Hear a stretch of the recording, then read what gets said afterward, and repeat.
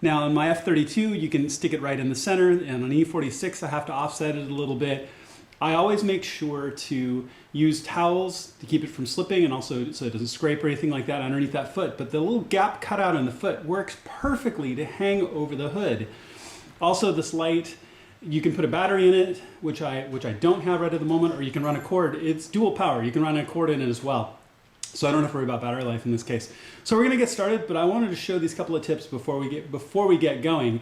Clean motor, which is really, really helpful, and this light hanging off your hood. And the lighting into my engine bay is now absolutely brilliant. So I don't have to worry about that at all.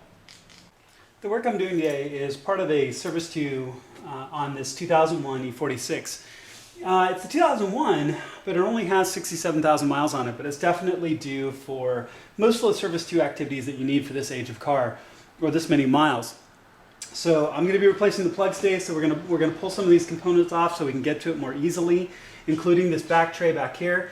But as you look at a service too on your car, on your E46, there's a number of little minor things you can do yourself to help cut that bill down, which is why I'm doing what I'm doing today.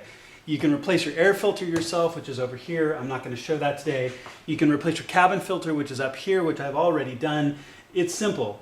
You unlock 3 little locking tabs, you pull this cover off, and your cabin air filter you can replace yourself. Your spark plugs are an easy change, and there's other things that you can do to help maintain your own car, to help cut down on that bill. And you know, why pay a shop for the simple things you can do yourself?